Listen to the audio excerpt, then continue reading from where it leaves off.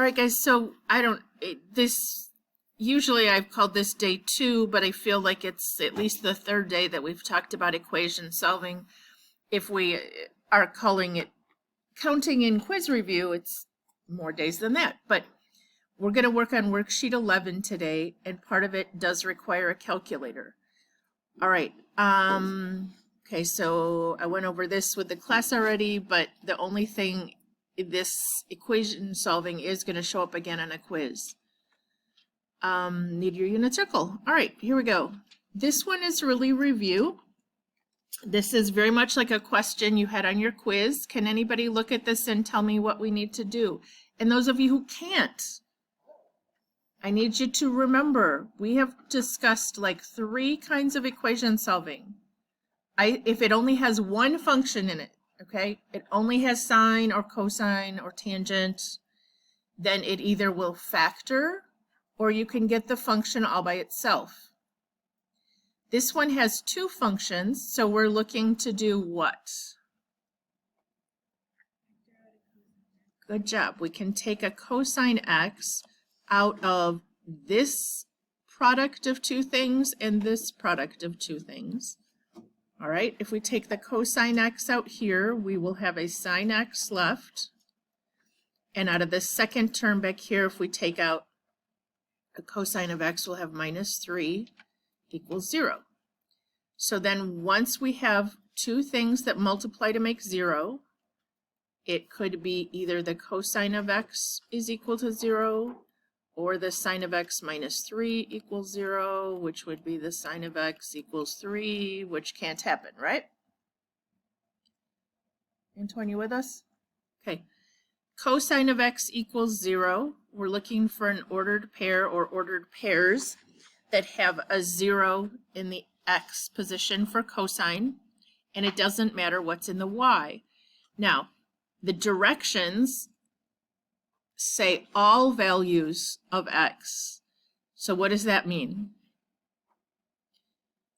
It means we're not only going to say that x equals, what, pi over 2 and 3 pi over 2, but we have to remember what? Yeah, that this is going to repeat infinitely. If we were to graph this, it does not only want the answers that would be in our window of 0 to 2 pi, it wants every answer forever. So we can't list all those, so we have to say it would just repeat. Questions? Okay, if you did not do well on 5.3, that was one of the kinds that was on there, and it will show up on the next quiz, one like this for sure, okay? Where you have to factor something out. All right, this number 2, we have a problem. I don't know how to deal with a cosine squared and a plain old sine. This kind of question might show up on the next quiz, but it would be on the newer section, which I think is called 5.3b, because it requires a more advanced skill. We need to trade. We did a few of these in the notes before, but we haven't done them on the practice, I don't think. What could we trade? There's nothing we can trade for a plain old sine. But what could we trade for a cosine squared so that we were only in terms of sine now? Okay, good, good, good. So if we made a cosine squared, a 1 minus sine squared, and then it said plus sine x plus 1. Anybody, can we simplify that a little bit? This one is positive and this one is positive, so that would make a 2. Now, you know Hofbauer's preference is not to have a negative squared term. So is it okay if we change all the signs, guys? So I'm going to multiply through by a -1 and change all the signs, or divide by a -1, however you want to think of it. But I'm going to make it a sine squared of x minus the sine of x minus 2 equals 0. Can you take a minute and figure out how to factor that?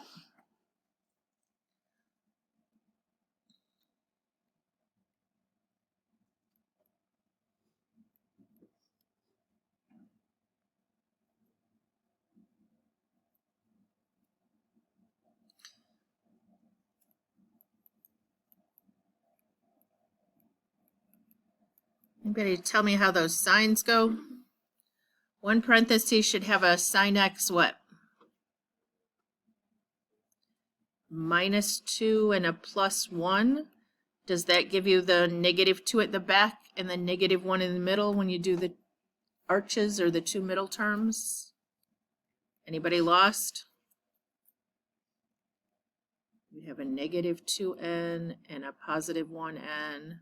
We get -1 in the middle, okay?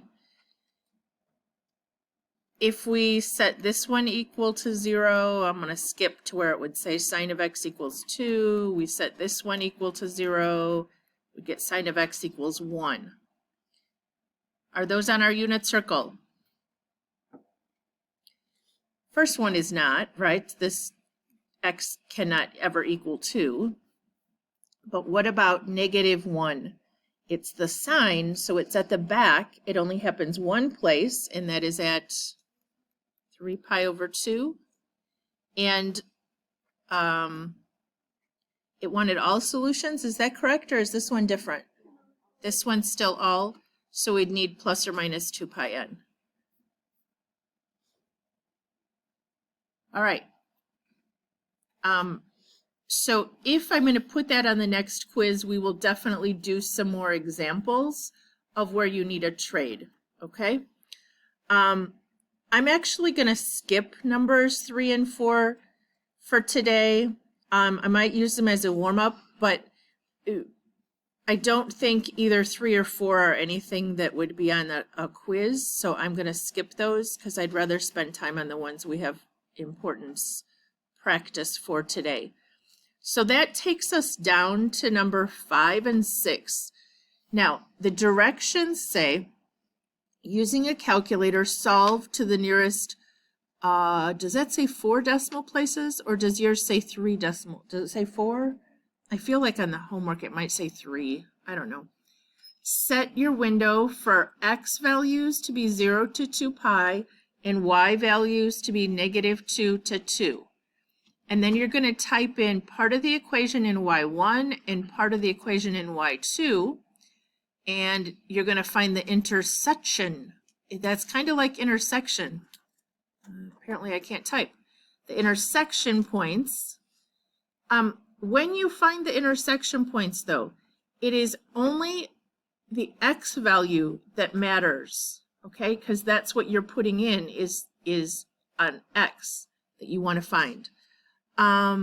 So I already set my calculator, as did the class, because we wanted to save on the video, but you might need to stop and set your window up to be this, okay? So we have to make sure we're in radians.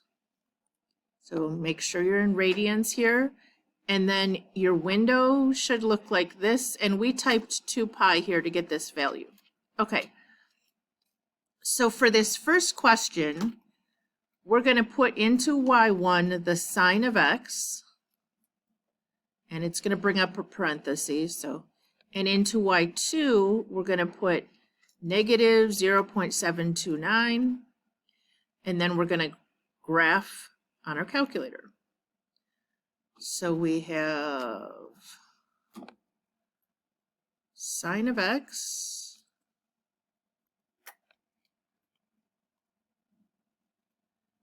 and -0.729. Is that right, guys? Did I remember the decimal right? Okay. And then we're going to graph it. And we want to know where these are equal. So we're just going to find the intersection points, which is second trace, and then enter, and find one of them. Intersection, you can, when it gets to the guess, you want to be closest to one than the other. The first one doesn't really matter. So I have 3.958. Anybody else? Or 9585, I guess, if you rounded to 4. I think the homework says 3. 3.958. So I'm going to go with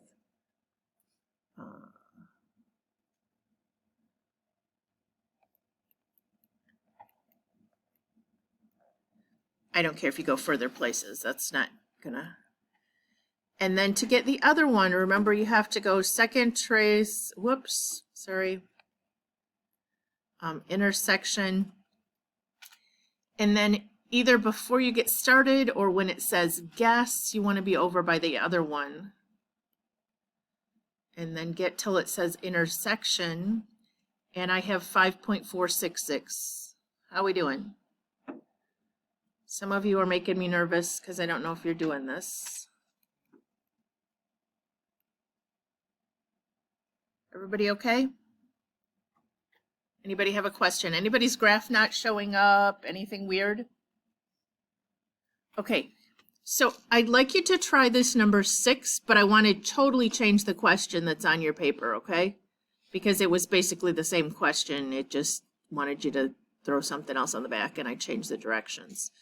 So change this question to say, when does the sine of 2x equal the cosine of x? So when does the sine of 2x equal the cosine of x?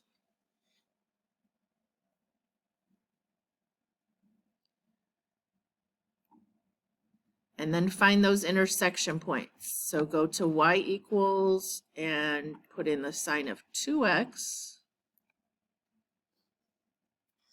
And in y sub 2, the cosine of x.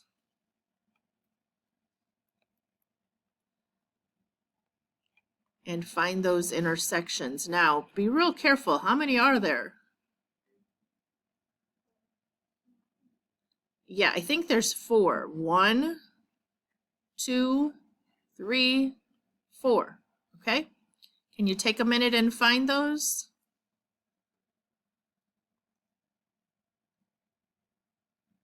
Ugh.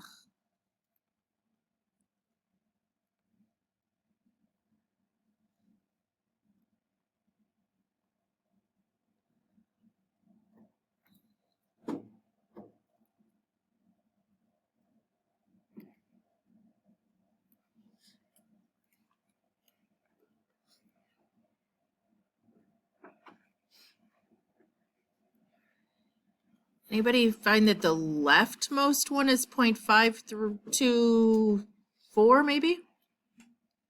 Okay, and then this one I actually recognize.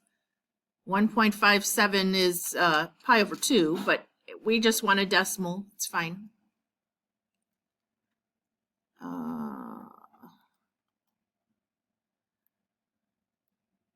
Let's see, the third one, 2.618, anybody?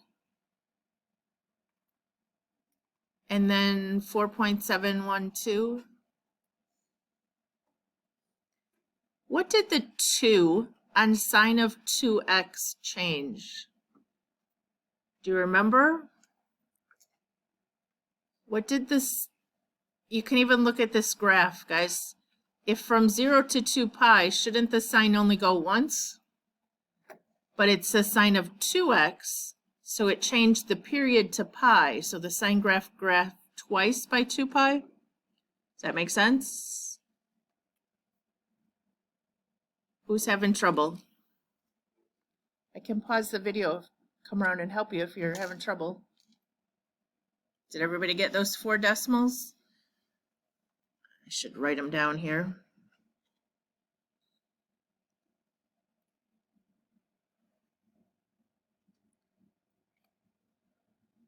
Looks like I have 0.524.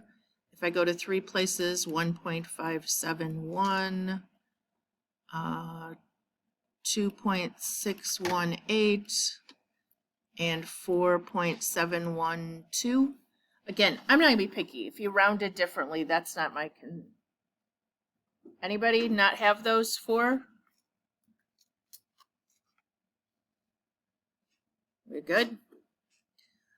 All right. I'm going to actually, number 7, I'd like you to do this question in a second, but first I want to talk through number 7, how I would have had to do this before I had a graphing calculator, okay?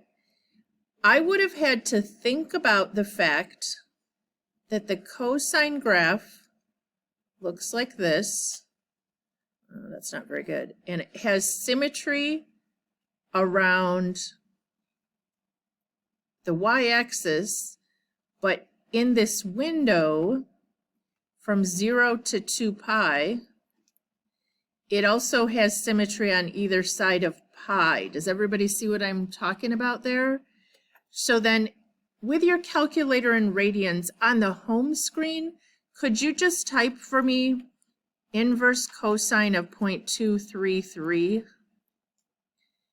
Because that's how we normally would find this, right? If I had said, where's the cosine 0.233? We would have been probably in degrees earlier, you know, even in geometry. You could find where is a cosine, but it would have been in degrees. But what does this give you in radians, guys? Anybody tell me? Is it 1 point? Okay. Is that what happens on the home screen? So let me just show real quick what I'm talking about. If I go to the home screen and I type second cosine, tell me the decimal again. And we got this guy. Everybody okay? That is one of the solutions. To find the other solution, but for 2 pi, first of all, let me sketch in here. 0.233 would be right in here. Does that make sense? Because this is 1 up here where it hit the max. So we found this solution. So to find the other solution without a graphing calculator, I would have had to realize, everybody looking up here, this distance is 0.233 over to here, okay? The other place that it hits that value is that same distance back from 2 pi. So on the home screen, I would have had to type 2 pi minus 1.336.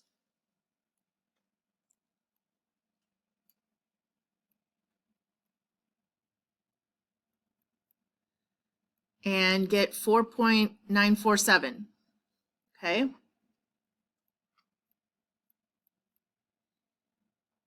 So you would have had to use some ideas about symmetry and the actual picture of the graph, okay? You guys aren't going to have to do that, but I hope that helps some of you see how it ties in. Now, I did do it. You guys are probably way ahead of me, but I did do it by graphing, and it found the one solution was at that 1.335 or 6, and the other one was over here at 4.947 or 948 or something. Everybody okay? All right. And then the last one I have here is a tangent question in this section. So if you go to y equals and you put in the tangent of x, and you put in y sub 2, the line at 6. Anybody know what's gonna show up or not show up on my graph?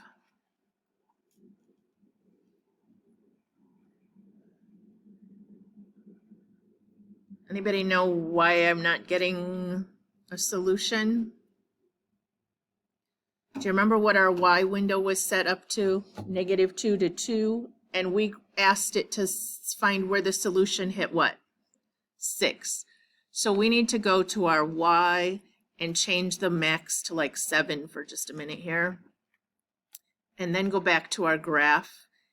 And now we should see 2 points of intersection. And can you find those 2 points of intersection? So second trace 5, enter, enter, enter. There's one at 4.547. Anybody getting that one? And then if I go second trace, intersection, enter, enter, but I need to scroll back over here. I won't find this one.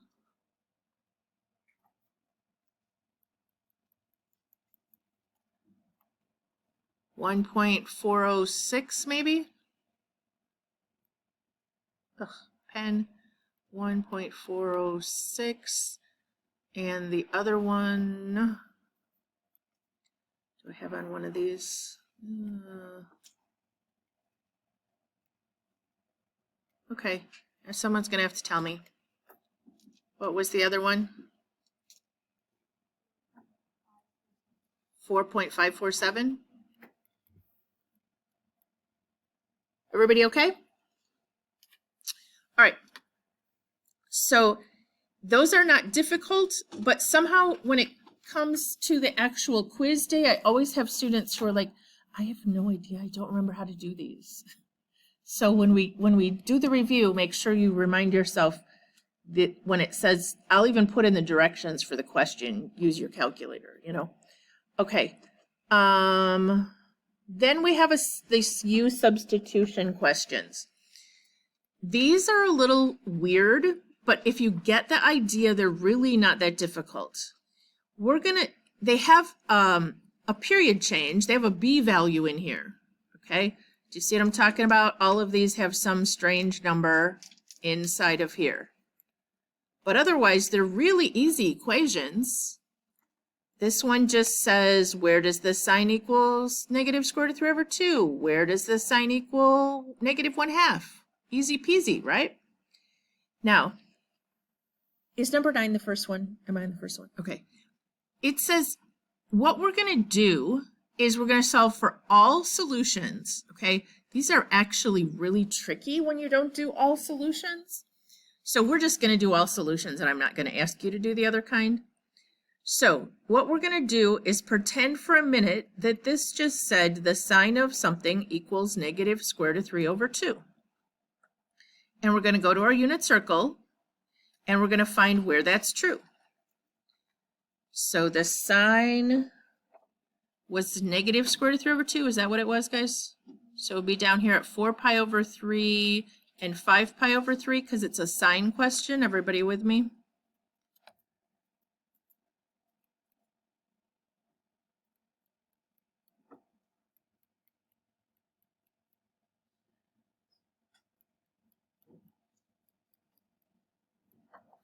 Okay. And then what we have to do is go back and say, wait a minute, I didn't really just want U. I wanted what? U is actually equal to, in this question, inside of there was a 2x, okay? So we're going to say 2x equals this, or 2x equals this. Now it gets a little messy because students struggle with fractions. We need to find x, so we need to divide everything by 2. I'm going to suggest we take half because I think it'll make more sense with the fractions. So instead of dividing everything by 2, I'm going to multiply by half everywhere, but it does mean back here as well. Okay, I'm dividing by 2 or taking half of everything in this question. So this first one, when I take half of 2x, I get x. What is half of 4/3, guys? It would be 4 over 6 if you multiply straight across, but that would reduce to what?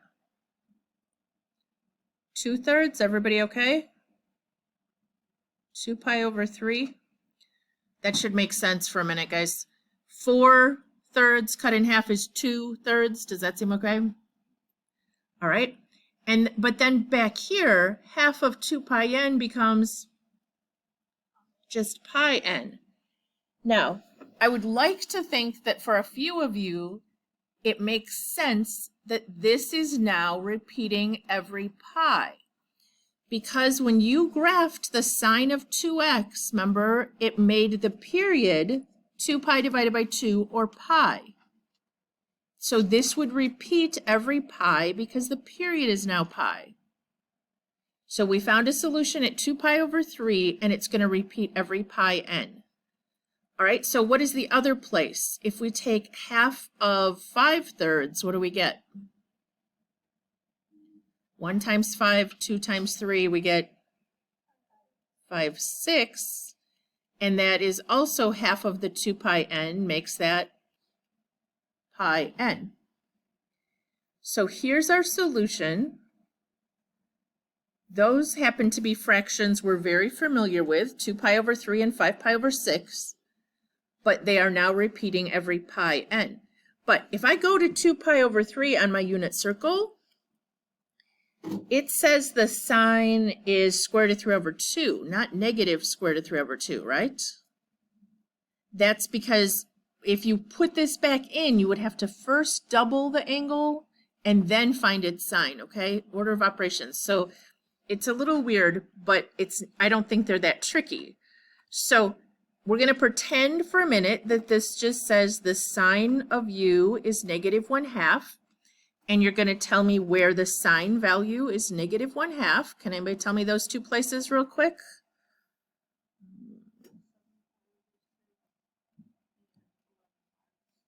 Okay, good job. And then those would repeat every 2 pi.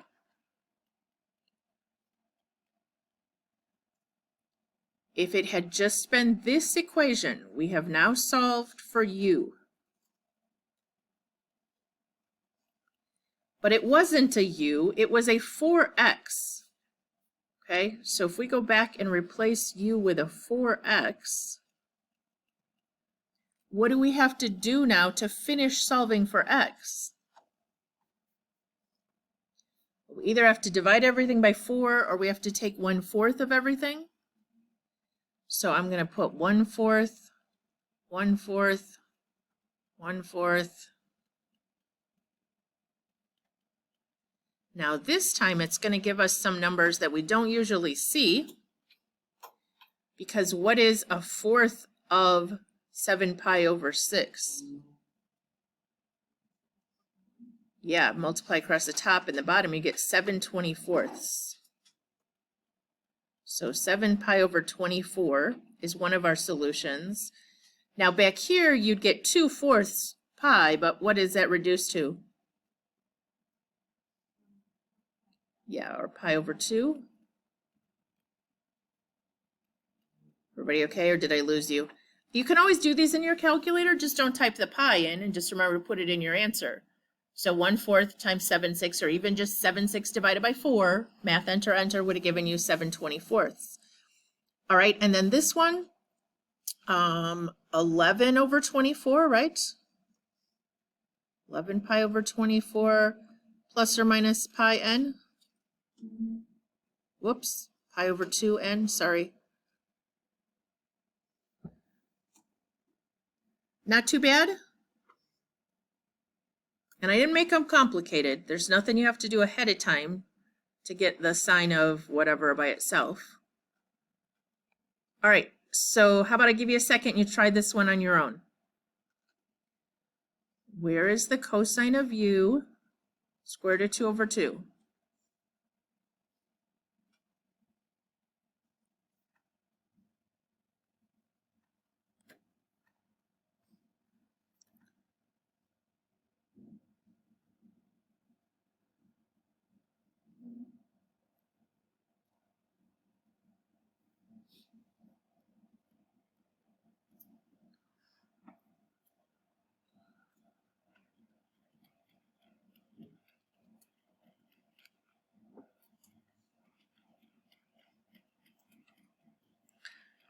Everybody get a pi over 4 and a 7 pi over 4 for the two places?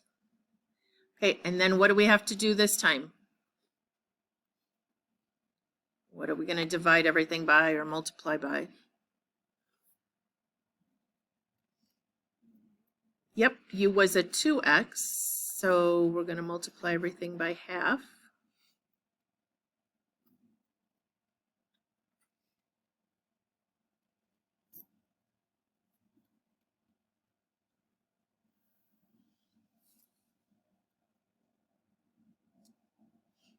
Maddie, do you have an answer for one of them at least?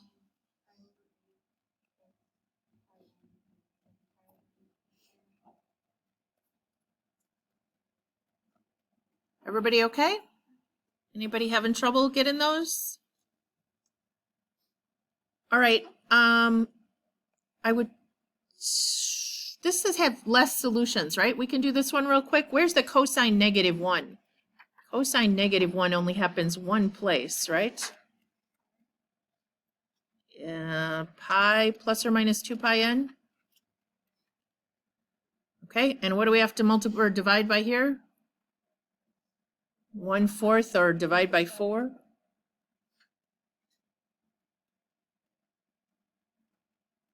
So final answer, anybody?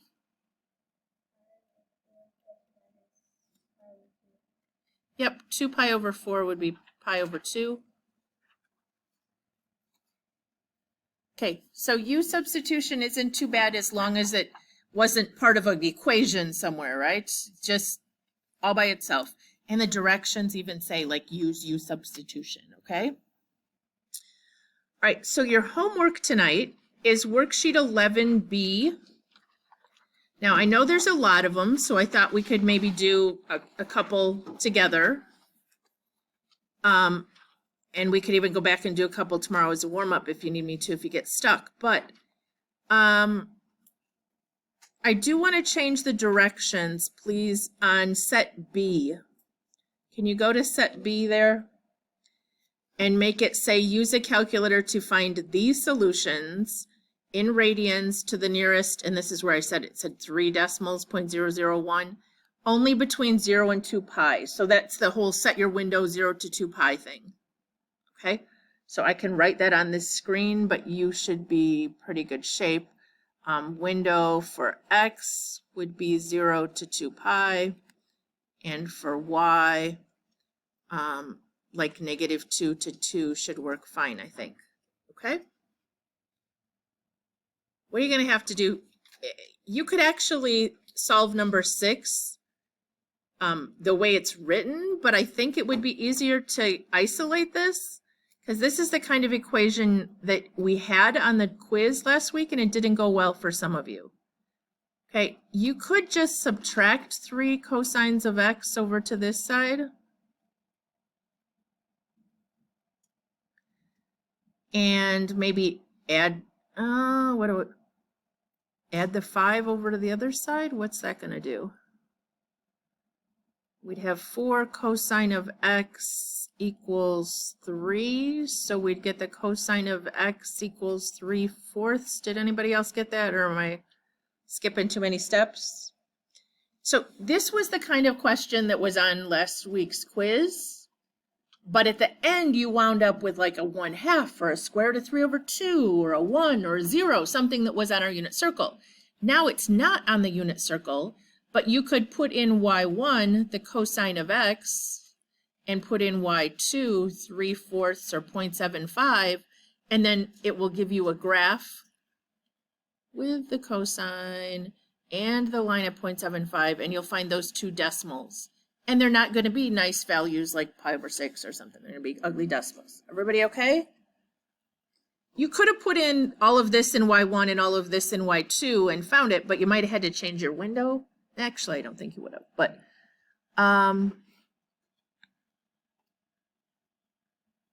is that good enough? Is there anything else confusing on any of that section? I didn't talk about 1 through 4. Does anybody need me to do one on 1 through 4? Those are the ones we just did 4 of and you seemed okay with, right? Just remember they're the U substitution ones. But let's go down to the bottom. 9 and 10 are both very similar. Anybody want to pick one? Let me do 10. Okay. Anybody remember, if you're going to factor, what does it have to equal first? Did anybody get that note on their quiz? It's got to equal 0. So 2 cosine squared of X plus 11 cosine of X, and then I'm going to add the 5 over and set it equal to 0. Now, some of you have big struggles factoring.